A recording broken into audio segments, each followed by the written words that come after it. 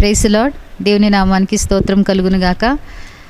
ఈ యొక్క విమెన్స్ మీటింగ్లో కూడి వచ్చిన మిమ్మల్ని అందరినీ కూడా నేను హృదయపూర్వకంగా ఆహ్వానిస్తున్నాను. కొద్ది నిమిషాలు దేవుని యొక్క సన్నిధిలో చేరి ఆయన మాటలు వినుటకు, ఆయన గురించి మనము ధ్యానించుటకు ప్రభు ఇచ్చిన కృపను బట్టి దేవుని స్తుతిస్తాం. ఈ యొక్క కొన్ని మాటలు, దేవుని మాటలు వినిన తర్వాత ప్రార్థించుకొని విమెన్స్ మీటింగ్ని మనము ముగించుకుందాం. కళ్ళు మూసుకున్నట్లయితే ఈ యొక్క విమెన్స్ మీటింగ్ని ఆరంభించుకుందామా. మహాఘనుడా, మహోన్నతుడా, పరిశుద్ధుడా, పరలోకపు తండ్రి, నీ పరిశుద్ధ నామానికి స్తోత్రములు, వందనాలు ప్రభా. ఇంతవరకు రాజా తండ్రి, నీ యొక్క కృపలో మమ్మల్ని భద్రపరిచిన దేవా స్తోత్రాలు. స్త్రీలమైన మాకు కావాల్సిన ప్రతి విధమైన తండ్రి విషయాలను బట్టి రాజా తండ్రి నైనా మీరు పరిశుద్ధాత్మ ద్వారా మాతో మాట్లాడుతున్నందుకు మీకు వందనాలు, స్తోత్రాలు చెల్లిస్తున్నాం. ముఖ్యంగా ఏక స్త్రీలు కూడికలకు చేరి వచ్చిన ప్రతి ఒక్కరిని కూడా మీరు దర్శించమని అడుగుచున్నాను దేవా. అనేకమైన ఆత్మీయ సత్యాలతో మమ్మల్ని నింపమని అడుగుచున్నాను ప్రభా. దేవా తండ్రి, అదేవిధంగా తండ్రి అనేక మంది రాలేక వెనకబడుతుండగా వారితో మీరు మాట్లాడమని అడుగుచున్నాను తండ్రి. ఇదిగో ప్రభా తండ్రి దేవా, అనారోగ్య స్థితిలో ఉంటున్న వారిని జ్ఞాపకం చేసుకునండి. కష్టంలో ఉంటున్న బిడ్డల్ని మీరు జ్ఞాపకం చేసుకునండి. ముఖ్యంగా ఇక 40 days ఫాస్టింగ్ ప్రేయర్లో ఉంటున్న ప్రతి ఒక్క బిడ్డల్ని కూడా మీరు దర్శించమని అడుగుచున్నాను దేవా. మీ యొక్క శక్తిని, బలాన్ని వారికి అనుగ్రహించండి దేవ. కృప కలిగిన దేవా తండ్రి, ఏ విషయాన్ని బట్టి మీ సన్నిధిలో ఉపవాసముతో వారు వేడుకుంటున్నారు, మీరు నమ్మకమైన దేవుడు కాబట్టి వారి ప్రతిఫలాన్ని వారికి మీరు అనుగ్రహిస్తారని మేము నమ్ముచున్నాము దేవా. నైనా తండ్రి, యొక్క కూడిక ప్రారంభిస్తుండగా మీరు మాత్రమే ఆధిపత్యం వహించండి. పరిశుద్ధాత్మ దేవా, నాతోనూ మా అందరితో మీరు మాట్లాడి మీరు మహిమ పొందండి. శ్రేష్టమైన మీ మాటలు మా దగ్గరికి వచ్చినప్పుడు మా హృదయాలు తెరవబడి వాటిని ఆస్వాదించుకొని కృపను దయచేద్దురని నైనా నీకే సమస్త మహిమ, ఘనత, ప్రభావాలు చెల్లించుకోమని యేసయ్య అతి శ్రేష్టమైన నామంలో అడిగి వేడుకొనుచున్నాము తండ్రి, ఆమేన్. హల్లెలూయా. దేవుని నామానికి స్తోత్రం కలుగునుగాక. మనము ప్రతి వారము కూడా బైబిల్ గ్రంథముల నుండి కొంతమంది స్త్రీలను గురించి ధ్యానించుకుంటూ ఉన్నాము. ఈరోజు కూడా పాత నిబంధనల్లో నుండి ఒక స్త్రీని మనం ధ్యానించుకోబోతున్నాం. ఆమె పేరు హుల్దా. ఆమె ఒక ప్రవక్త్రి అని బైబిల్ మనకు తెలియపరచబడి ఉంది. ఆమెను మనము ఎక్కడ చూడగలుగుతామంటే 2 రాజుల గ్రంథము 22వ వచనం అధ్యాయం నుంచి 14వ వచనం దగ్గర నుండి మనం చదువుకుంటూ వెళ్తే అక్కడ ఆమె మనకు కనిపిస్తూ ఉంది. ఈ యొక్క హుల్దా ప్రవక్త్రి అని బైబిల్ గ్రంథం మనకు తెలుపుతూ ఉంది. ప్రవక్త్రి అనగా దేవుని యొక్క మాటలు పొందుకొని వాటిని ప్రజలకు వినిపించడమే ఒక ప్రవక్త లేకపోతే ప్రవక్త్రి యొక్క పని అయి ఉన్నది. అనేక మంది ప్రవక్తలను మనం చూసాము బైబిల్ గ్రంథంలో. చిన్న ప్రవక్తలే కానీ పెద్దవారే కానీ ఉన్నారు. అదేవిధంగా స్త్రీలకు కూడా ప్రభు యొక్క గొప్ప ధన్యతని ఇచ్చినాడు. మిరియాము చూస్తే ఒక ప్రవక్త్రినే. నూతన నిబంధనలో ఫిలిప్ కుమార్తెలను చూస్తే వారు కూడా ప్రవక్తలే. అయితే చెడ్డవారు ప్రవక్తలు కూడా ఉన్నారు, కానీ వారి గురించి మనం ఈరోజు మాట్లాడుకోలేదు. కానీ మంచి ఒక ప్రవక్త్రి అయిన ఇక హుల్దాని గురించి మనము మాట్లాడుకోబోతున్నాము. పరిశుద్ధాత్మ దేవుడు మనతో ఆమె జీవితంలో నుండి నేర్పించే ఒక సత్యాలను గురించి మనం చూద్దాము. అయితే ఈమె ఎప్పుడు కనిపిస్తుందంటే యోషియా రాజు యొక్క పరిపాలన సమయంలో ఇక హుల్దా ప్రవక్త్రి మనకు కనిపిస్తుంది. ఈ యొక్క యోషియా రాజు గురించి కానీ గమనించినట్లయితే 2వ రాజుల గ్రంథం 22వ వచనంలో నుండి మనం చదువుకుంటూ వెళ్తే ఆయన గురించి మనకు అక్కడ బైబిల్ గ్రంథం చెబుతూ ఉంది. అదేంటంటే ఆయన తన 8వ ఏటనే రాజు అయ్యాడు. తర్వాత తన రాజు అయిన తర్వాత తాను తన పితరులు ఏ యొక్క మార్గంలో నడిచారో ఆ మార్గంలో నడవకుండా, వారు చేసిన హేయమైన క్రియలు చేయకుండా, ఇతరుల దేవతలను పూజించకుండా దావీదు ఒక మార్గములో, అంటే రాజైన దావీదు ఏ యొక్క మార్గములో నడిచాడో ఆ మార్గములో ఈ యొక్క యోషియా నడిచినట్లుగా మనము చూస్తాం. దేవుని యొక్క కోపానికి తన పితరులందరూ కూడా గురి అయిపోయారు. అయితే ఈ యోషియా రాజు మాత్రము భయభక్తులతో దావీదు చూపిన మార్గంలో నడుస్తున్నట్లుగా బైబిల్ గ్రంథంలో మనం చదువుకుంటూ వెళ్తే రాజు గురించి మనము చూస్తాం. అయితే తన పరిపాలనకు వచ్చిన తర్వాత ఈ యొక్క యోషియా రాజు ఏం చేశాడంటే తన 8వ ఏట పరిపాలనకు వచ్చాడు. అయితే తాను ఈ యొక్క తన రాజ్యంలో ఉన్న అన్నీ కూడా విగ్రహారాధన తొలగించాలని, తర్వాత ముఖ్యంగా మందిరాన్ని శుభ్రపరచాలనే ఒక ఆలోచన కలిగినాడు. అయితే అది ఎన్నో సంవత్సరంలో జరిగిందని తెలియదు, కానీ అయితే ఈ యొక్క మందిరాన్ని శుభ్రపరచాలనే ఆలోచన, అందులో ఉన్న విగ్రహాలన్నీ కూడా పడివేయాలని, తర్వాత మందిరాన్ని బాగు చేయాలనే ఒక ఆలోచన మాత్రము యోషియాకి వచ్చినట్లుగా మనం చూస్తాము. అయితే ఈ యొక్క పనిని బట్టి యోషియా ప్రధాన యాజకుడైన హిల్కీయాని నియమించుకొని అనేక మంది ఆ పనులను బట్టి నియమించుకొని ఈ యొక్క పనిని అప్పగించినాడు. ఈ యొక్క హిల్కీయా యొక్క ఆధీనములో ఈ యొక్క మందిరపు శుభ్రపరిచే యొక్క పనిలో అనేక మంది పనులు చేస్తూ ఉన్నప్పుడు వారికి ఒక ప్రక్కన ఏం దొరికిందంటే ధర్మశాస్త్ర గ్రంథము ఒకటి దొరికినట్లుగా మనం చూస్తాం. ఆ ధర్మశాస్త్ర గ్రంథము వారు చదివారు. ఆ ధర్మశాస్త్రము ఆ యొక్క గ్రంథాన్ని తీసుకొని వెళ్ళి రాజు ఎదుట గూడక చదివినట్లుగా మనం చూస్తాం. అయితే ఎప్పుడైతే ఆ ధర్మశాస్త్రంలో ఉన్న యొక్క మాటలను రాజు అయిన యోషియా విన్నాడో తను బట్టలను చింపుకొని ఏడ్చాడు.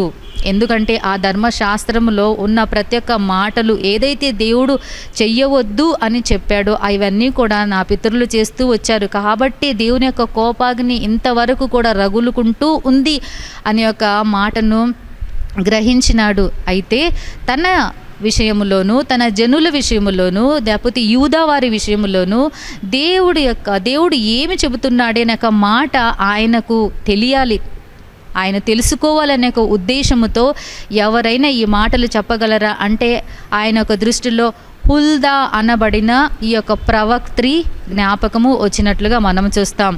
తను యాజకులను నియమించుకొని కొందరిని నియమించుకున్న తర్వాత మీరు హుల్దా అనే ప్రవక్త్రి దగ్గరికి వెళ్ళి దేవుడు నా పట్ల కానీ ఈ యొక్క యూద జనాంగము పట్ల కానీ ఆయన ఏమి చెబుతున్నాడు, ఆయన ఉద్దేశములు ఏమై ఉన్నాయి, ఆమె ద్వారా నాకు వచ్చి తెలపండి అని రాజు అయిన యోషియా చెప్పినట్లుగా మనం చూస్తాం. అనేక మంది కూడి ఈ యొక్క హుల్దా దగ్గరికి వెళ్ళినప్పుడు అంటే ఎక్కడ చూడగలుగుతామంటే హుల్దా 14 వర్స్లో ఆమె పేరు వస్తుంది. హుల్దా దగ్గరికి వెళ్ళిపోయారు.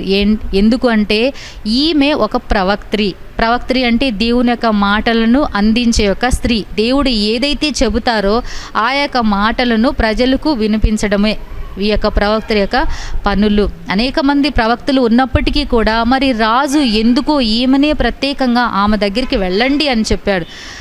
అలాగే మన దేవుడు కూడా స్త్రీలమని మనకు ప్రాధాన్యత ఎక్కడ ఇవ్వకుండా లేదు, మనల్ని కూడా ఒకే విధంగా ఆయన చూసుకున్నాడు. అంటే పురుషులకు ఏ యొక్క ఆధిక్యతలో ఏ యొక్క పొజిషన్స్ ఇచ్చారో స్త్రీలను కూడా దేవుడు గౌరవించినట్లుగా మనం చూస్తాం. స్త్రీలు ఎవరు కూడా ప్రవక్తలు లేకుండా లేరు. బైబిల్ గ్రంథంలో అనేక మందిని దేవుడు జ్ఞాపకము చేసుకున్నాడు. ఈమె ప్రవక్త్రి అవ్వే కావాలంటే ఆమెలో కూడా కొన్ని గుణాలు ఉండాలి కదా. అయితే 14వ వచనంలో ఆమె గురించి రాయబడిన మాట ఏంటంటే హుల్దా రాజు వస్త్రశాలకు అధికారి అయిన షల్మోనుకు భార్య అయి ఉన్నది అనే మాట మనం చూస్తాం.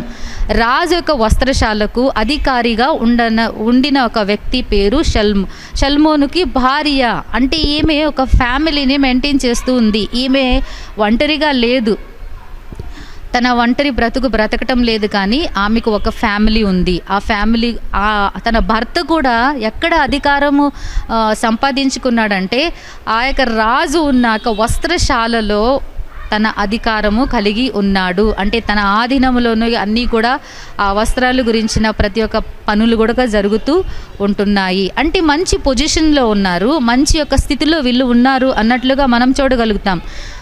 అయితే ఈ రోజున ఒకవేళ మనం గమనించినట్లయితే ఈ యొక్క హుల్దా దగ్గరికి దేవుని వాక్కులు వచ్చినప్పుడు లేదా దేవుని యొక్క మాట వచ్చినప్పుడు నేను నిన్ను ప్రవక్త్రిగా వాడుకోవాలని అనుకుంటున్నాను అని దేవుడు ఒకవేళ మాట్లాడినప్పుడు ఆమె అనుకోలేదు, నా భర్త ఉన్నతమైన స్థితిలో ఉన్నాడు, నా భర్త మంచి పొజిషన్లో ఉన్నాడు, నాకు ఎటువంటి కొరత కూడా లేదు, నేను దేవుని పని ఒకవేళ ఈ యొక్క ప్రవక్త్రి పని చేస్తే నాకు ఎన్నో అపాయాలు ఎన్నో బాధలు నేను అనుభవించవలసి వస్తుందేమో అని దేవుని మాటను ఆమె నిర్లక్ష్యం చేసినట్లుగా లేనే. తన భర్త మంచి స్థాయిలో ఉన్నప్పటికీ కూడా ఒకవేళ దేవుడు ఆమెతో మాట్లాడినప్పుడు దేవుని మాటకు ఆమె విధేయత చూపించి ఒక ప్రవక్త్రిగా దేవుడు ఇచ్చిన మాటలను ఆమె ప్రకటిస్తున్నట్లుగా మనము చూస్తాము.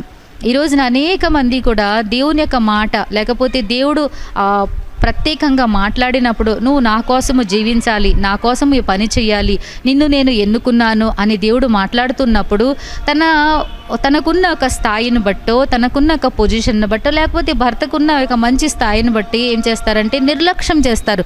నాకెందుకు వచ్చిన గొడవలే, లేకపోతే ప్రవక్తలు లేకపోతే దేవుని యొక్క పనులు చేసేకి అది చాలా కష్టమైన పనులు, అది చాలా ఇబ్బందితో కూడిన పనులు, సర్వసామాన్యంగా నేను చేయలేనులే, నేనేదో లైఫ్ని బాగా ఎంజాయ్గా బ్రతకాలని అనుకుంటున్నాను, ఈ పనులు నాకెందుకులే అని అనుకునేవారు కూడా చాలామంది ఉండవచ్చు. అయితే దేవుని మాట ఎప్పుడైతే నీ దగ్గరికి వస్తుందో, నిన్ను దేవుడు ఎన్నుకున్నాడంటే అది గొప్ప భాగ్యమై ఉన్నది. ఒకసారి నిజంగా నీ సేవలో అనేకమైన కష్టాలు ఎదురవుతూ ఉంటాయి. అయితే దేవుని చేతిలో ఎప్పుడైతే వాడబడతామో, దేవుని కోసం ఎప్పుడైతే వాడబడతామో, ఈ లోకంలో ఉన్న అన్ని విషయాలు కూడా తర్వాత కానీ దేవుని కోసము నువ్వు వాడబడినప్పుడు దేవుడు అత్యధికంగా నిన్ను ఆశీర్వదించేదే కాకుండా అనేక మందికి నీ ద్వారా మేలు కలుగునట్లుగా దేవుడు చేస్తాడు. దేవుని యొక్క ఉద్దేశాలు నీ పట్ల ఉంటాయి కాబట్టి ఆయన నిన్ను వాడుకోవాలని ఉద్దేశిస్తూ ఉంటాడు. ఒకసారి ఒక గొప్ప దైవజనుడు మన ఆలయానికి రావడం జరిగింది. అప్పుడు పాస్టర్ గారి యొక్క ఆరంభ దినాలలో ఆ పాస్టర్ గారు ఎప్పుడైతే ఆ యొక్క దైవజనుడు వయసైన వారు, మంచి అనుభవం కలిగిన వారు ఎప్పుడైతే పాస్టర్ గారిని చూశారో, పాస్టర్ గారితో ఒక మాట అన్నారు. అదేంటంటే, సేవకొచ్చావా నువ్వు సావుకొచ్చావు అన్నారు. అప్పుడు అది వినేకి కొద్దిగా ఇబ్బందికరంగానే ఉన్నది, కానీ అది తర్వాత అర్థమైందనమాట. ఓకే, ఆ రోజు ఆయన అనిన మాట ఏంటి, దాని అర్థం ఏంటి అని తెలుసుకోవడము, అనుభవపూర్వకంగా తెలుసుకోవడం జరిగింది. కాబట్టి సేవ చేయడం అంటే ఏదో సామాన్యమైన పనే కాదు. ప్రవక్తల పని అంటే ఏదో సామాన్యమైనది కాదు. దేవుడు ఏదైతే చెబుతాడో, ఏది మంచే కానీ చెడే కానీ అదేం చేయాలి, మనుషులకి ప్రకటించాలి. యోనాను కానీ మనం గమనించినట్లయితే, యోనాకు దేవుడు ఏం చెప్పాడంటే, నువ్వు వెళ్ళి నినివే పట్టణానికి దుర్గతి రాబోతుంది అని ప్రకటించు అని చెప్పాడు. అక్కడున్న ప్రజలు ఎలాంటి వారు? చాలా ఘోరమైన వాళ్ళు, లేకపోతే చాలా దుష్టులు అని బైబిల్ గ్రంథం మనకు తెలియపరచబడి ఉంది. అయితే ఈ యొక్క యోనా అక్కడ వెళ్ళి అదే మాట ప్రకటించేకి వెనకాడాడు. కాబట్టి ఏం చేశాడంటే, ఒకవేళ ఈ మాటలు వారికి ప్రకటిస్తే ముందే వారు కఠినము గల హృదయం కలిగిన వారు ఈ మాటను కానీ నేను వారికి ప్రకటిస్తే నన్ను ఏం చేస్తారు అనే ఒక ఉద్దేశం ఒకవేళ ఉండవచ్చు. కాబట్టి మొదటగా ఏం చేశాడంటే, దేవుడు మన చోటికి వెళ్లకుండా తనకిష్టమైన వేరే తర్షీష్కి వెళ్ళిపోతూ ఉన్నాడు. అయితే దేవుని యొక్క ఉద్దేశాలు ఏదైతే మన ద్వారా ఆయన చేయించుకోవాలని ఉద్దేశం ఉంటుందో అది ఏ విధంగా అయినా కానీ ఆయన చేయించుకుంటాడు. మనల్ని ఒకవేళ ఒక లెసన్ మనకు టీచ్ చేసి, మనల్ని డిసిప్లిన్ చేసి, ఎలాగైనా మన చేత ఆయన ఆ యొక్క పనులు చేయించుకుంటాడు.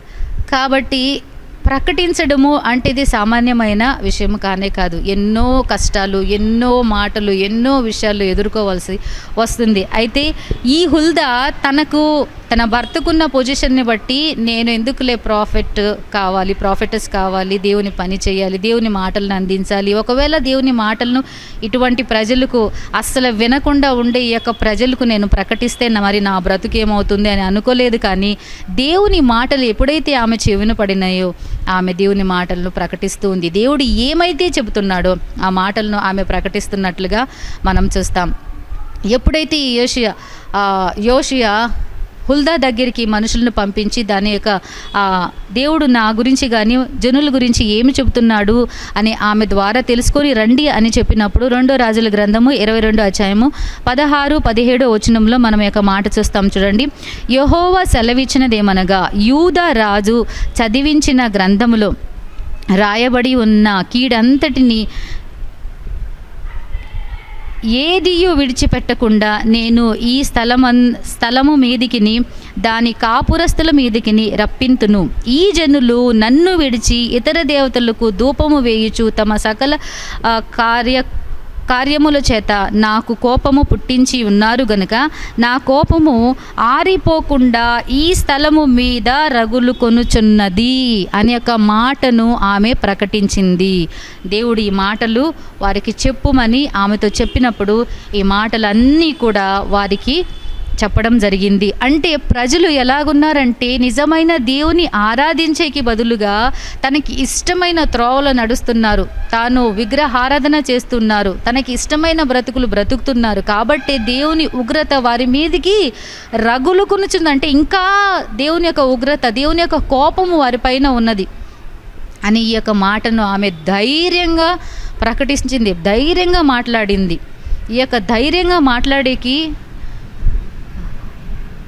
ఆమెకి దేవుడు సహాయం, దేవుని యందు భయభక్తులు కలిగి ఉన్నది కాబట్టి ధైర్యంగా ప్రకటించగలిగింది. దేని గురించి ఆలోచించలేదు. ఒకవేళ ఈ మాటలు నేను ఈ మనుషులకు చెబితే వీళ్ళు ముందే ఈ విధమైన ప్రవర్తన కలిగి ఉన్నారు, ఇంకా నా పరిస్థితి ఏమవుతుందో అని అనుకోలేదు. కానీ ప్రవక్త్రి దేవుని పని కోసం, దేనికోసమైతే ఆమె ఏర్పరచబడిందో ధైర్యముగా ఆమె ఆ మాటలను ప్రకటించింది. ఈ విధంగా చెప్తున్నాడు దేవుడు అని చెప్పిన తర్వాత ఇంకా యోషియా గురించి కూడా మనం అక్కడ చూస్తాము.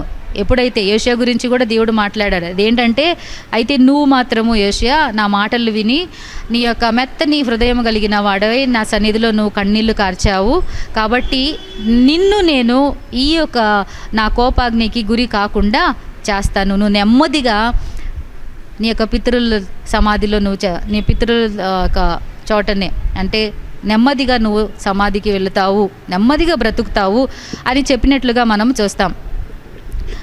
ఇక్కడ ఈ మాటలు చెప్పిన తర్వాత యోషియా ఏం చేశాడంటే, అక్కడ ఉన్న ప్రజలు ఏం చేశారంటే ఉన్నది ఉన్నట్లుగా తీసుకొని వెళ్ళి అక్కడ రాజుకు చెప్పారు.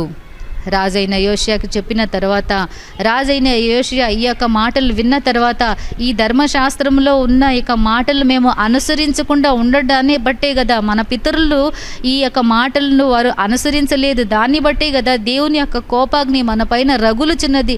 మనకు ఇష్టమైన బ్రతుకులు మనము చేసుకొని వాటి ప్రకారంగా జీవిస్తున్నాము కాబట్టే కదా దేవుని ఉగ్రతకు మనము పాత్రలు అవుతున్నాము అని అందరినీ కూడా సమకూర్చి పెద్దవారిని కానీ చిన్నవారిని కానీ తన రాజ్యంలో ఉన్న ప్రతి ఒక్కరిని కూడా పిలిపించుకొని వారితో చెప్పిన మాట ఏంటంటే, తర్వాత 23వ వచనంలో మనం ఆ యొక్క విషయాలు చూడగలుగుతాం. అక్కడ ఆయన చెప్పిన మాట ఏంటంటే, మీరు అందరూ కూడా ఈ యొక్క ధర్మశాస్త్రంలో ఉన్న ప్రతి ఒక్క మాటను కూడా అనుసరించి వాటి ప్రకారంగా పూర్ణ మనసుతో పూర్ణ హృదయంతో వాటిని ఆచరిస్తూ మీరు జీవించవలసిందిగా నేను మనవి చేస్తున్నాను. మనమందరము కూడా దీన్ని బట్టి ఒక నిబంధన చేసుకుందాము అని చెప్పినప్పుడు అందరూ కూడా ఆ సమయంలో ఏం చేశారంటే ప్రజలందరూ కూడా సమ్మతించినారు అనే ఒక మాట మనం చూస్తాం. అంటే అవును, నువ్వు చెప్పినట్లుగానే చేస్తాము అన్నట్లుగా అందరూ కూడా ఆ మాటను బట్టి సమ్మతించారు. ధర్మశాస్త్రం ప్రకారమే ఇక మీదట నడుచుకుంటాము. ఇంతవరకు ఒకవేళ మా విగ్రహారాధనలు లేకపోతే ఇష్ట ప్రకారంగా జీవించి ఉంటాము, కానీ అయితే ఎప్పుడైతే నువ్వు ఈ మాట చెప్పావో ఇక నుంచి నీ యొక్క ధర్మశాస్త్రం ప్రకారంగా నీ మాట ప్రకారంగా మేము నడుచుకుంటాము అని వారు సమ్మతించినట్లుగా ప్రజలందరూ కూడా సమ్మతించినారు. దేవుని మాటలు ఎప్పుడైతే దేవుని పక్షాన నిలబడిన వారి చేత అందింపబడుతుందో అప్పుడు మనల్ని మనం ఏం చేసుకోవాలి, టెస్ట్ చేసుకోవాలి. ఇటువంటి జీవితం నేను జీవించాలా, ఇటువంటి జీవితం ప్రభువుకు ఇష్టము లేదు, ఇది నా కొరకే, ఒకవేళ నాలో ఏదైనా తప్పులు ఉన్నాయా వాటిని నేను సరిదిద్దుకొని నడుచుకోవాలా అని మనసు నీకు కలగాలి, నాకు కలగాలి. అదే కాకుండా బ్లెస్సింగ్స్ గురించే మాట్లాడుతున్నప్పుడు అవును ఇది చాలా బాగుంది, బ్లెస్సింగ్స్ గురించి మాట్లాడుతున్నప్పుడు చాలా మంచిగా అనిపిస్తుంది, కానీ నీ నడవడిక మార్చుకో, నీ అలవాటులు మార్చుకో, నీ ప్రవర్తన మార్చుకో అని దేవుని యొక్క పక్షాన నిలబడిన వారు మాట్లాడుతున్నప్పుడు ఇది నాకు కాదు అని నువ్వు అనుకోకూడదు. ఎవరు కూడా పర్ఫెక్ట్ కాదు, ఏదో ఒక లోపాలు, ఏదో ఒక దేవునికి అహిష్టమైన పనులు ఉంటాయి. వాటిని అన్నిటిని కూడా ప్రక్కన పెట్టుకో. దేవుడు నీతో మాట్లాడుతున్నప్పుడు అవును ప్రభా ఇక మీదట నేను ఇలాగే నడుచుకుంటానని సమ్మతించే వారముగా మనం ఉండాలి. ప్రజలందరూ కూడా సమ్మతించినారు. ఎవరు చేసిన పనికి హుల్దా ఎప్పుడైతే ఈ మాటలను ప్రకటించినాదో, ఈ మాటలను తీసుకొని వచ్చి ఎప్పుడైతే రాజు ఎదుట వారు పెట్టారో వినిపించారో, ఈ యొక్క రాజు ఆ యొక్క మాటలన్నీ కూడా ప్రజల ఎదుట వినిపించాడు. ప్రజలు విన్న తర్వాత వారు ఏం చేశారంటే సమ్మతించినారు. అవును ధర్మశాస్త్ర ప్రకారంగా మేము నడుచుకుంటాము అని మార్పు చెందినట్లుగా, అంటే ఇంకా మీదట అటువంటి చెడు క్రియలు మేము చెయ్యము అన్నట్లుగా వారు అక్కడ ప్రవర్తించినట్లుగా చూస్తాము. అంటే వారి చేంజెస్కి కారకురాలు ఎవరైందంటే ఈ యొక్క హుల్దా, ప్రాఫెటస్ హుల్దా అని మనకు బాగుగా అర్థమవుతుంది. ఒకవేళ హుల్దా ప్రకటించకపోయి ఉంటే అక్కడ మార్పు వచ్చేది కాదు. రాజు ఆ మాటలు చెప్పేవాడు కాదు. రాజు ప్రకటించిన తర్వాత రాజు ప్రకటన చేసేవాడు కాదు. ఒకవేళ ప్రకటించకపోతే మరీ దేవుని యొక్క కోపానికి వీరు గురి అయ్యేవారేమో. కాబట్టి Huldah played a very vital role in the life of the people of Judah. అంటే ఆమె ఒక మార్పును తీసుకొని వచ్చినట్లుగా దేవుని మాటలను వినిపించి, దేవుడు తనకైతే ఏమైతే ఇచ్చాడో ఆ మాటలను చెప్పి, అయ్యో దేవుడు నాకు ఇటువంటి కఠినమైన మాటలు ప్రకటించేకి ఇచ్చాడే, నేను ఎలాగ ప్రకటించాలి, వద్దు వద్దు, రాజు ఒకవేళ మంచివాడైతే పర్వాలేదు, కానీ రాజు ఒకవేళ కోపం కలిగిన వాడు ఉంటే నా పరిస్థితి ఏమవుతుంది అని అనుకోలేదు. కానీ ధైర్యముగా ప్రకటించి, నా దగ్గరికి ఎవరైతే మిమ్మల్ని పంపించాడో అతనికి వెళ్ళి ఈ మాటలు చెప్పండి అని ఆమె ధైర్యముగా ప్రకటిస్తూ ఉంది. దేవుని మాటలు ప్రకటించేకి, దేవుని మాటలు చెప్పేకి ధైర్యము కావాలి. ఎక్కడ దొరుకుతుంది నీకు ఆ ధైర్యము?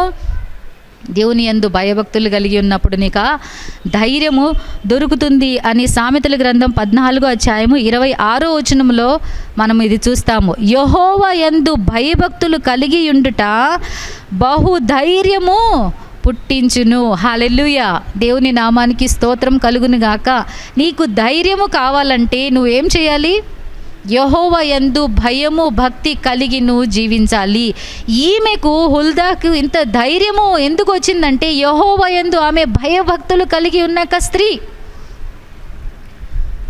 అఫ్ కోర్స్ అందుకే దేవుడు ఆమెను ఎన్నుకున్నట్లుగా మనము అనుకోవచ్చు. యెహోవా యందు భయము భక్తి కలిగి ఉన్నది కాబట్టి అంత ధైర్యముతో ఆమె ఆ మాటను ప్రకటిస్తుంది. మరి యెహోవా యందు భయభక్తులు కలిగి ఉన్నప్పుడు ఒక గాడ్లీ ఉమెన్కి, ఒక భయభక్తులు కలిగిన స్త్రీకి ఉండవలసినది, లేకపోతే ఒక గాడ్లీ ఉమెన్లో ఉండే ఒక క్వాలిటీస్ ఏంటి అని కానీ గమనించినట్లయితే కొన్ని మాటలు మాత్రమే మనం ధ్యానించుకుందాము. మొదటగా మొదట తిమోతిలకు రాసిన పత్రిక 2వ అధ్యాయము 10వ వచనములో ఈ మాట మనం చూస్తాం. అందరికీ పరిచయం ఉన్న ఒక మాటలే. దైవభక్తి గలవారమని చెప్పుకొను స్త్రీలకు తగినట్టుగా సత్క్రియల చేత తామును అలంకరించుకొనవలెను.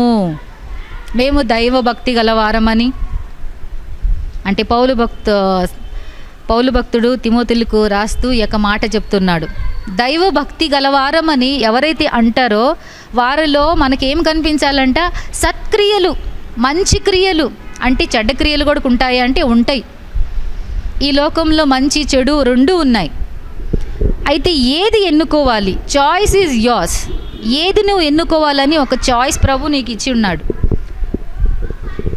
నీకు ఒక లిబర్టీ ఇచ్చిన్నాడు. మంచి నీ ఎదుట ఉన్నాయి, చెడు నీ ఎదుట ఉన్నాయి. నువ్వు దేన్ని ఎన్నుకోవాలని పరిశుద్ధ గ్రంథము ద్వారా నీకు ప్రతి నిత్యము కూడా ప్రభు బోధిస్తూ ఉన్నాడు. అయితే ఎన్నుకొండే యొక్క విషయంలో మాత్రము అది నీ యొక్క బాధ్యత ఉన్నది. అది నువ్వు చెయ్యాలి. సత్క్రియలు చేసేవారమని, మేము దైవభక్తి గలవారమని చెప్పుకునేవారు ఎలాగ ఉండాలంటే సత్క్రియలు వారుగా ఉండాలంట. చెడ్డ క్రియలు చేస్తూ, చెడ్డ పనులు చేస్తూ, చెడ్డ ఆలోచనలు ఆలోచిస్తూ, చెడ్డ దేవునికి ఇష్టమైన కార్యాలు చేస్తూ మేము కూడా దైవభక్తి గలవారమండి, మేము కూడా మందిరానికి వెళ్తామండి, మేము కూడా దేవునికి చెల్లిస్తామండి అంటే కుదరదు. దేవుడు ఏమి కోరుకుంటాడంటే నువ్వు దైవభక్తి గల దానవని చెప్పినప్పుడు నీలో నాకు కనిపించవలసింది ఏంటి అంటే సత్క్రియలు, మంచి క్రియలు, చెడ్డ క్రియలు కాదు. కాబట్టి దేవుడు మంచి క్రియలు నీలో ఉన్నాయా లేవా అని ఎతుకుతుంటాడు. నువ్వు దైవభక్తి గలదానివా? నేను దైవభక్తి గలదాన్ని నేను చెప్పుకున్నప్పుడు నీలో మంచి క్రియలు చూడాలి. దేవుడు నిన్ను చూసినప్పుడు ఆయనకు ఆ మంచి క్రియలు కనిపించాలి. మంచి క్రియల గురించి ఇంకా నీకు బాగుగానే తెలుసు. మంచి ఏవో చెడు ఏవో అన్నీ కూడా నీకు బాగుగానే తెలుసు. అవ్వని ఆ తోటలో పెట్టి ఏం చెప్పాడంటే తోట మధ్యలో ఉన్న యొక్క వృక్ష ఫలము మీరు తినవద్దు అంటే అది మంచిది కాదు అని చెప్పాడు. మంచి ఏవో ప్రక్కన ఉన్నాయి కదా, అవి అన్నీ కూడా మంచివే, ఇది మాత్రం మీకు మంచిది కాదు అని చెప్పినప్పుడు అది తినకుండా ఉండుంటే ప్రేరేపణ ద్వారా ఆమె చెయ్యరాని యొక్క ఆలోచన చేసి ఆ యొక్క ఫలము తిని దేనికి గురి అయింది? నష్టానికే గురి అయింది. కాబట్టి మంచి చెడుకి ఉన్న డిఫరెన్స్లు మనం తెలుసుకున్న తర్వాత ఇవి చెడు కదా, ఇవి చేయకూడదు కదా, దేవుడు ఆజ్ఞ ఇచ్చాడు కదా చేయకూడదని, ఒకవేళ చేస్తే మనం ఆ కాన్సిక్వెన్సెస్ ఫేస్ చేయాల్సి వస్తుందేమో అని వాటి నుండి జాగ్రత్తగా దూరంగా ఉండి మంచి క్రియలు సత్క్రియలు చేసేవారముగా ఉండాలి. తబిత గురించి మనము నూతన నిబంధనలో చూస్తాం. ఆమె మంచి క్రియలు చేసిందంట, సత్క్రియలు చేసిందంట, మంచి పనులు చేసిందంట, విధవరాళ్ళకి మంచి సహాయం చేసిందంట, హెల్ప్ చేసిందంట. అంటే చారిటీ వర్క్స్ అనే కాదు, కానీ నీ యొక్క డైలీ లైఫ్లో కూడా నువ్వు అనేకమైన మంచి క్రియలు చేయవచ్చు. దేవునికి ఇష్టమైన క్రియలు ఏమైతే ఉన్నాయి అన్నీ కూడా సత్క్రియలే, మంచి క్రియలే. కాబట్టి గాడ్లీ ఉమెన్కు ఉండవలసిన మొట్టమొదటిగా లక్షణం ఏంటంటే you must do a charity work. అంటే దైవభక్తి కలిగిన వారమని చెప్పుకున్నప్పుడు మనలో ఏముండాలంట, సత్క్రియలు కనిపించాలి. ఇతరులు మనల్ని చూసినప్పుడు మనలో ఆ యొక్క సత్క్రియలు కనిపించే వారంగా మనం ఉండాలి. Qualities of godly women. Godly ఉమెన్లో ఉండవలసిన క్వాలిటీస్ ఏంటంటే godly women loves God first above all. అంటే ఈ యొక్క దైవ భక్తి కలిగిన స్త్రీ మొదటిగా దేవుని ప్రేమించే యొక్క స్త్రీగా ఉంటుంది. హుల్దాకు ఫ్యామిలీ ఉంది, హుల్దాకు భర్త ఉన్నాడు, హుల్దా ఒక భర్త మంచి స్థితిలో ఉన్నాడు. అయితే మొదటగా ఈమె దేవునికి ప్రాధాన్యత ఇచ్చింది. మొదటగా దేవునికి ఆమె తన జీవితంలో ప్రాధాన్యత ఇచ్చి గాడ్లీ వర్క్స్ పైన తన మనసు నిలిపినది. నీకు కూడా ఒకవేళ ఫ్యామిలీ ఉండొచ్చు, భర్త ఉండొచ్చు, భార్య ఉండొచ్చు, ఉద్యోగం ఉండొచ్చు, ఇంకా అనేకమైన విషయాలు నీ జీవితంలో ఉండవచ్చు. కానీ if you want to be a godly woman then you must love your God first above all.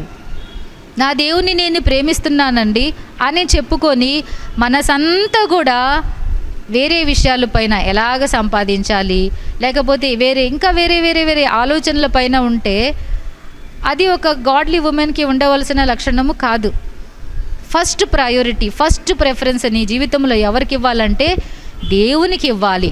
తర్వాత ఇవన్నీ కూడా you must love your God first. Martha మరియలను గురించి కానీ మనం కానీ గమనించినట్లయితే నూతన నిబంధనలో దేవుడు ప్రేమించిన ఒక ఇల్లు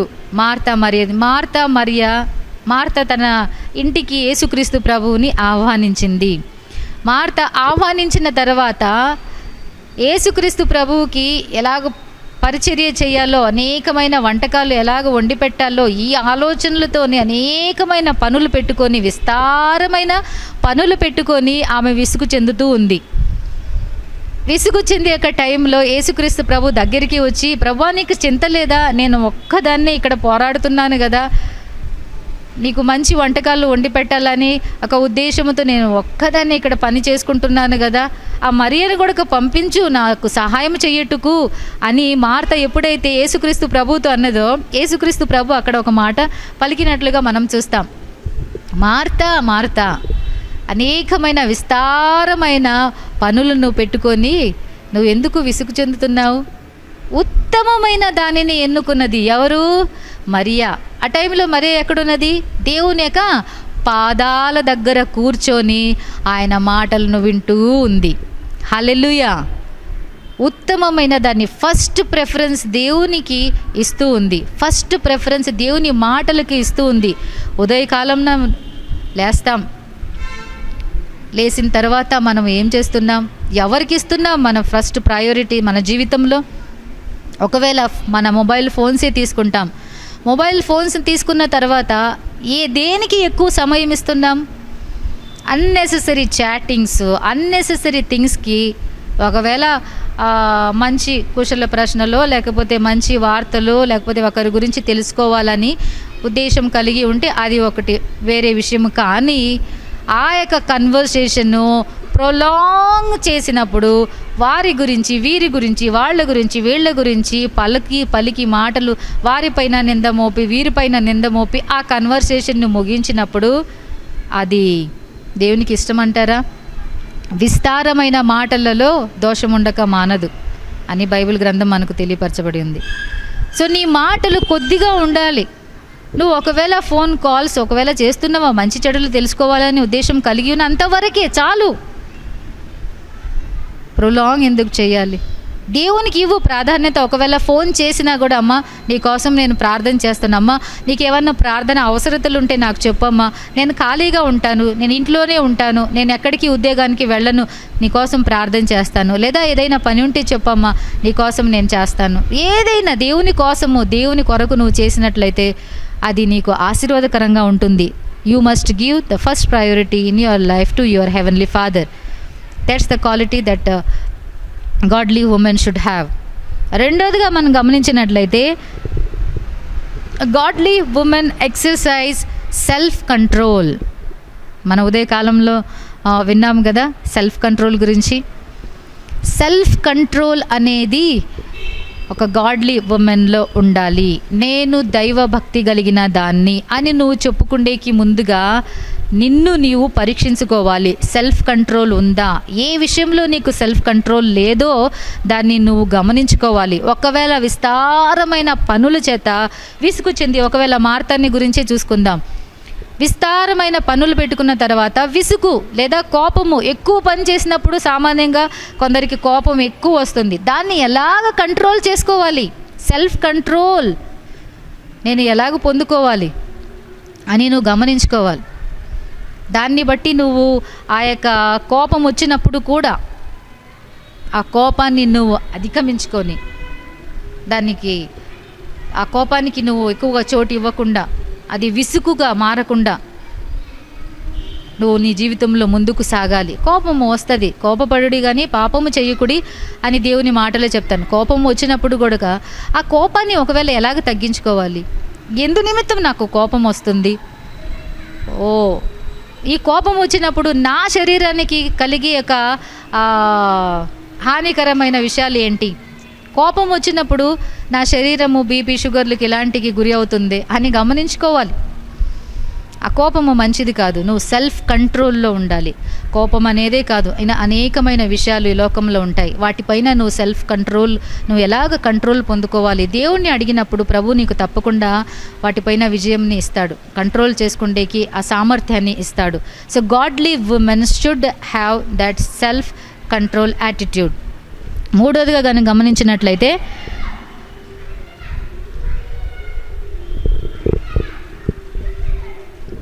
మంచిని బోధించే ఆమె మంచిని బోధిస్తుంది అని ప్రోవర్బ్స్ చాప్టర్ 31లో మనకు తెలియపరచబడి ఉంది. గాడ్లీ ఉమెన్ ఆమె ఏం బోధిస్తుందంట?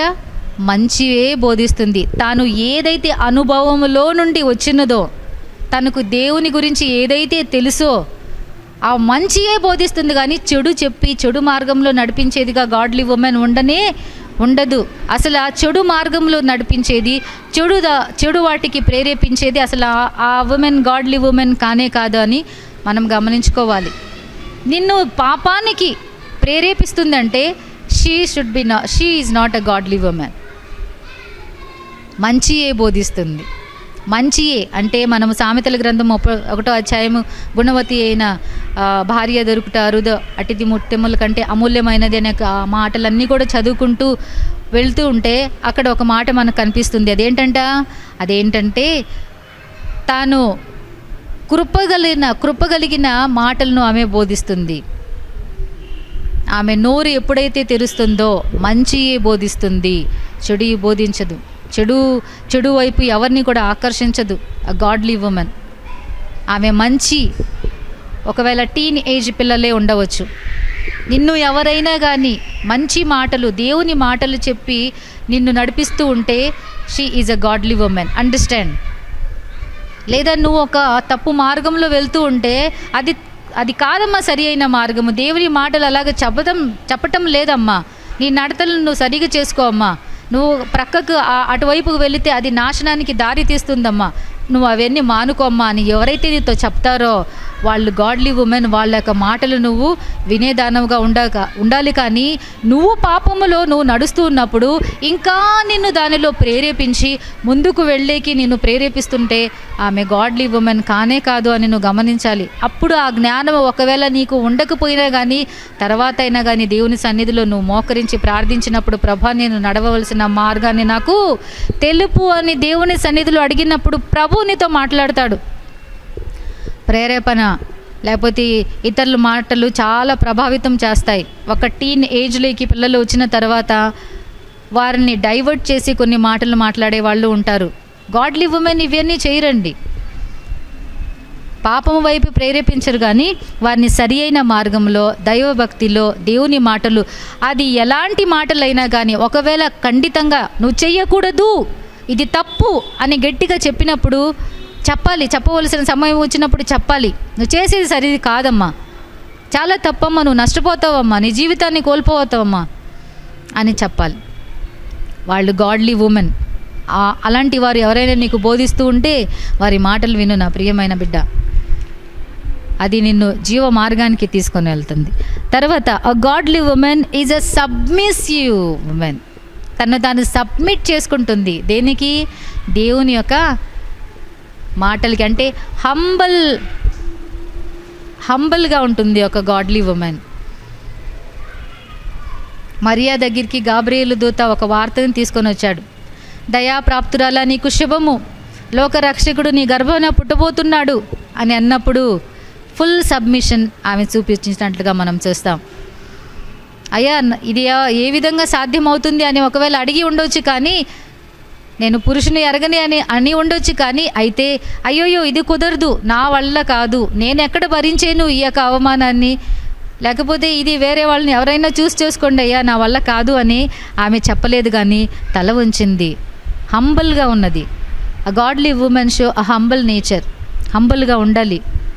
ఎప్పుడైతే ఆ హంబల్ని, ఆ హ్యూమిలిటీని దేవుడు చూశాడో, ఆమెను చూసిన దేవుడు ఆమెను దర్శించినాడు. ఈమె కరెక్ట్. అనేక మంది వర్జిన్స్ ఉన్నారు కదా, అనేక మంది కన్యకులు ఉన్నారు కదా, మరి అందరికీ కూడా అటువంటి భాగ్యము దొరకలేదు కదా. మరియకు మాత్రమే ఎందుకు? దేవుడు నిన్ను కూడా ఎందుకు జ్ఞాపకం చేసుకుంటాడంటే ఏదో ఒకటి నీలో చూస్తాడు ఆయన. మనుషులకు అది కనిపించదు.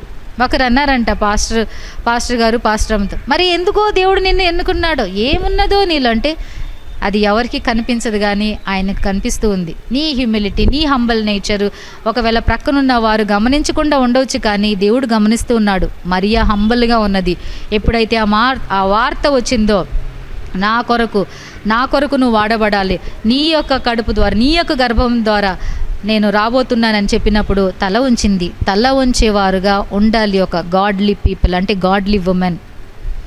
దేవుని మాటకు విధేయత చూపించేవారుగా ఉండాలి. దేవుని మాట ఏదైతే దాన్ని చెప్తున్నాడో దాన్ని తప్పకుండా పాటించే ఒక స్త్రీగా ఉండాలి. ఈ క్వాలిటీస్ దేవుడు కోరుతూ ఉంటాడు. ఇంకొకటి కానీ చూసుకున్నట్లే godly women is a servant.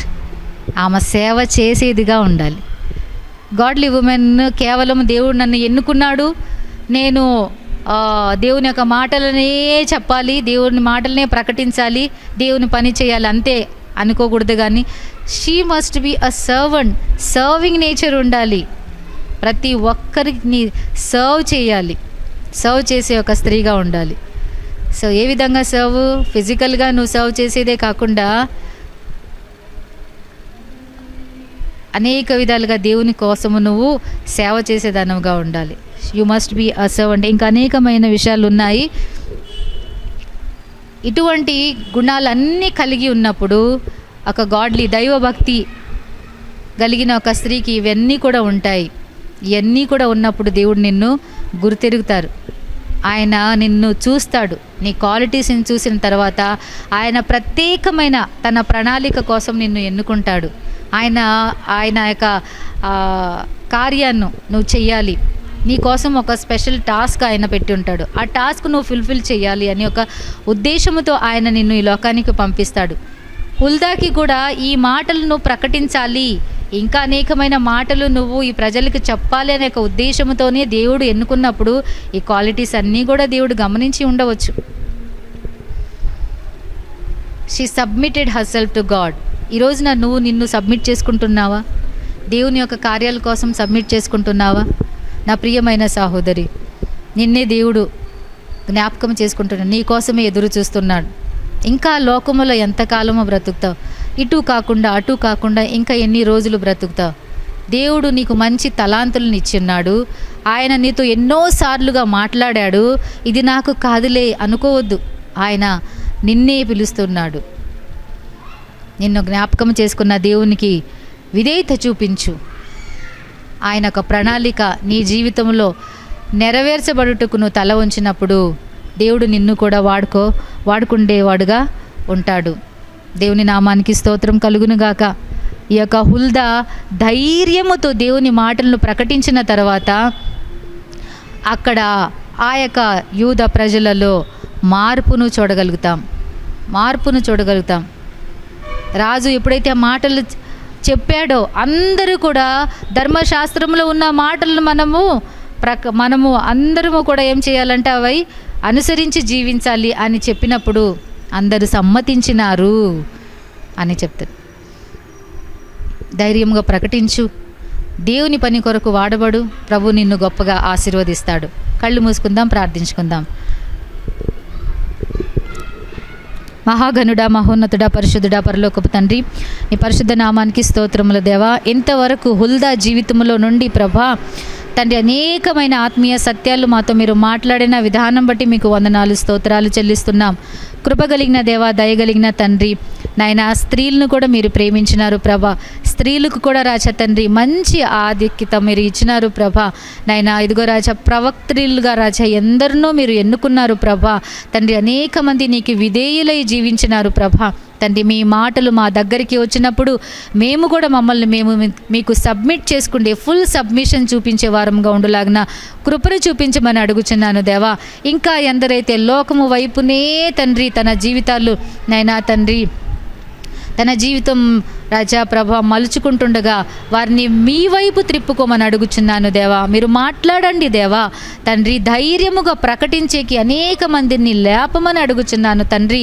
నైనా తండ్రి, ముఖ్యంగా దైవభక్తి గలవారమని మేము ఎప్పుడైతే చెప్పుకుంటామో మాలో మంచి క్రియలు ఉండుటకు రాజా, అవి మీకు ఇష్టంగా ఉండుటకు మాకు సహాయం చేయమని అడుగుచున్నాను దేవా. పరిశుద్ధుడా, నీకు వందనాలు, స్తోత్రాలు. ఒక గాడ్లీ ఉమెన్లో కావాల్సిన ప్రతి విధమైన క్వాలిటీస్ను మాకు కూడా మీరు దయచేయమని అడుగుచున్నాను. ఇంతవరకు నాతోనూ మీరు మాట్లాడినందుకు మీకు వందనాలు, స్తోత్రాలు చెల్లిస్తున్నాను. అయినా తండ్రి, మా ప్రార్థనలు ఆలకించి మీరు జవాబులను దయచేస్తున్నందుకు మీకు వందనాలు, స్తోత్రాలు ప్రభా. అనేకమైన సాక్ష్యములు రాజా తండ్రి నైనా మీరు లేపుతున్నందుకు మీకు వందనాలు, స్తోత్రాలు తండ్రి. సమస్త మహిమ ఘనత కేవలము మీకు మాత్రమే ప్రభ. అనారోగ్య స్థితిలో ఉంటున్న వారిని రాజా తండ్రి ప్రభ, మరణ పడకలో ఉంటున్న వారిని మీరు లేపినందుకు మీకు వందనాలు, స్తోత్రాలు ప్రభ. ఎన్నో గర్భాలను మీరు తెరిచినందుకు మీకు వందనాలు, స్తోత్రాలు చెల్లిస్తున్నాము ప్రభ. ఎన్నో సమస్యల్లో ఉన్న వారికి రాజా మీరు నైనా కృప చూపించినందుకు మీకు వందనాలు, స్తోత్రాలు దేవా. అవును రాజా తండ్రి, ఎవరు కూడా నిషేధింపబడిన వారు కాదు ప్రభ. మీ దృష్టిలో ప్రతి ఒక్కరిని గమనించే దేవుడువయ్యా, ప్రతి ఒక్కరిపైన నీ కృప చూపేవాడవయ్యా దేవా తండ్రి. నీకు వందనాలు, స్తోత్రాలు చెల్లిస్తున్నాము. మమ్మల్ని కూడా జ్ఞాపకము చేసుకోమని అడుగుచున్నాను దేవా తండ్రి. ఇంకా ఎందరైతే నీ పాద సన్నిధిలో తండ్రి ఎన్నో విషయాలను బట్టి అడుగుతూ ఉండగా ప్రభ, గోజారుతుండగా తండ్రి వారిని కూడా మీరు కనికరించమని అడుగుచున్నాను. కృపగలిగిన దేవా, వారి యొక్క ప్రార్థనలు మీ చిత్త ప్రకారంగా అంగీకరించి జవాబులను దయచేయమని అడుగుచున్నాను దేవా. ఉద్యోగం లేని వారి కొరకు రాజా ప్రార్థించినప్పుడు మీరు ద్వారాలు తెరిచారు ప్రభ. కృతజ్ఞత కలిగి వారు రాజా తండ్రి ఎంతగానో అయినా నిన్ను ప్రేమిస్తుండగా ప్రభా బిడ్డల్ని ఆశీర్వదించండి. ఇంకా మెట్టుకు ఇంకా ముందుకు వెళ్ళుటకు సహాయం చేయమని అడుగుచున్నాను దేవా. నీ ఎందు భయభక్తులు కలిగి రాజా జీవించుటకు సహాయం చేయమని అడుగుచున్నాను దేవా తండ్రి. ఇదిగో ప్రభా, కుటుంబంలో సమాధానము లేని యొక్క కుటుంబాలను కూడా మీరు జ్ఞాపకము చేసుకోమని అడుగుచున్నాను తండ్రి. ఇంకా రాజా ప్రభా తండ్రి, వివాహము కాని వారు అనేక మంది పిల్లలు ఉన్నారు తండ్రి. అయినా మీ యొక్క రాజా ప్రణాళిక చొప్పున తండ్రి అయినా వారికి రాజా ప్రభా తండ్రి మంచి యొక్క నైనా సహాయాన్ని, సాటి అయిన సహాయాన్ని మీరు అనుగ్రహించమని అడుగుచున్నాను దేవా. అదేవిధంగా తండ్రి నైనా కృపగలిగిన దేవా, జీవము కలిగిన తండ్రి, ఇంతవరకు రాజా మీరు మమ్మల్ని కాచి కాపాడినందుకు స్తోత్రాలు, వందనాలు. తండ్రి మా సంఘాన్ని జ్ఞాపకం చేసుకోనండి. సంఘంలో జరుగుతున్న ప్రతి పరిచర్య మీకు మహిమకరంగా ఉండులాగా సహాయం చేయండి ప్రభా. అనేక మంది కూడి నీ సన్నిధికి వస్తుండగా ప్రతి ఒక్క బిడ్డలను కూడా మీరే తాకండి ప్రభా, ముట్టండి ప్రభా. నైనా తండ్రి ప్రతి ఒక్కరిని రాజా మీ మేలు చేత నింపండి ప్రభా. ఆశతో నీ గడప దగ్గర కనిపెట్టుకుంటున్న వారిని రాజా జ్ఞాపకము చేసుకోనండి ప్రభా. దీర్ఘకాలము నుండి రాజా బాధలతో కష్టాలతో ఉంటున్న వారిని కూడా మీరు జ్ఞాపకము చేసుకోనండి ప్రభా. నా సమస్యలకు పరిష్కారం లేదులే, నా యొక్క బిడ్డలు మారరులే, నా యొక్క నైనా పరిస్థితి మారదులే అని నిరుత్సాహముతో ఉంటున్న హృదయాలతో మీరు మాట్లాడండి ప్రభా. నైనా తండ్రి వారికి రాజా వారిని తెప్పరిలింప చేయండి రాజా. మీరు రాజా న్యాయాధిపతి అయిన దేవుడు కదా తండ్రి. నైనా ఒక అన్యాయస్తుడైన న్యాయాధిపతి దగ్గరికి వెళ్ళిన ఆ యొక్క విధవరాలి మనవని ఆలకించినాడు ప్రభా, విసుగు చెంది ఆలకించినాడు ప్రభా. నైనా తండ్రి మీరు అయితే దయగల దేవుడు కదా ప్రభా. మాటికి నీ సన్నిధికి వస్తున్న నీ బిడ్డల్ని కూడా దర్శించేవాడవు కదా ప్రభా. నైనా నీ కృప వారికి తోడుగా ఉంచమని అడుగుచున్నాను తండ్రి. వారి ప్రార్థనలు మీరు ఆలకించమని అడుగుచున్నాను దేవా తండ్రి. అదేవిధంగా ఆయన హాస్పిటల్లో ఉంటున్న ప్రతి ఒక్క బిడ్డల్ని జ్ఞాపకం చేసుకోనండి తండ్రి. వారి గాయాలని మీరు మాన్పండి ప్రభా. నైనా తండ్రి స్థిరమైన జీవితాన్ని దయచేయండి ప్రభా. నైనా నీ వైపున త్రిప్పబడుటకు సహాయము చేయండి ప్రభా. నైనా లోకములో ఎంత కాలము బ్రతికిన రాజా అది వ్యర్థమే అని తెలుసుకుంటేకి సహాయం చేయమని అడుగుచున్నాను తండ్రి. మారు మనసును పశ్చాత్తాపమును నైనా దయచేయమని అడుగుచున్నాను దేవా. నైనా ఇదిగో రాజా నీ కొరకు రాజా తండ్రి బ్రతుకుటకు సహాయం చేయమని అడుగుచున్నాను. లోకాశల వైపు తన మనసు ఉంచకుండా ప్రభా నీ వైపున చూచుటకు కృపను చూపించమని అడుగుచున్నాను దేవా తండ్రి. నీకు వందనాలు స్తోత్రాలు తండ్రి. సంఘంలో జరుగుతున్న అనేకమైన అయినా ఇదిగో ప్రభా ప్రార్థనలు విన్నపాలు బట్టి నేను స్తుతి చెల్లిస్తున్నాను. ఉదయకాలంలో ప్రతిరోజు జరుగుతున్న ఆ యొక్క 40 days ఫాస్టింగ్ ప్రేయర్లో మీ ప్రసన్నతను ఉంచండి. అనేక అద్భుత క్రియలు మీరు జరిగింప చేయమని అడుగుచున్నాను దేవా. అదేవిధంగా ఈవినింగ్ టైంలో జరుగుతున్న యొక్క ప్రేయర్స్లలో కూడా మీరు తోడుగా ఉండమని అడుగుచున్నాను దేవా. నైనా ఆదివారం జరిగిన ఈ ఆరాధనలో మీరు తోడుగా ఉండండి ప్రభా.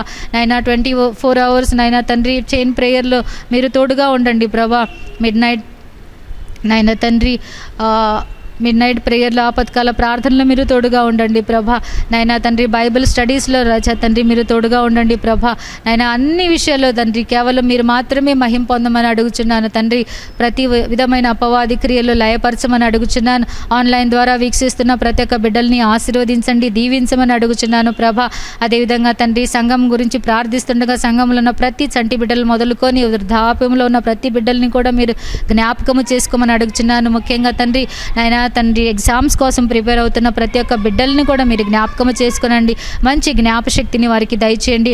దేశపక ఉన్నత స్థితిలో వారు ఉండులాగిన తండ్రి వారికి సహాయం చేయమని అడుగుచున్నాను దేవా. కృపగలిగిన దేవా, దయగలిగిన తండ్రి మీకు సాక్షులుగా జీవించుటకు సహాయం చేయమని అడుగుచున్నాను దేవా. అదేవిధంగా ప్రభా పరిశుద్ధాత్మ దేవా తండ్రి ప్రతి విధమైన నైనా కీడును తొలగించమని అడుగుచున్నాను. సంఘం కట్టబడుటకు సహాయం చేయండి ప్రభా. మార్గాలు తెరవండి దేవా. అనేక దినములుగా ప్రార్థిస్తున్నాము తండ్రి.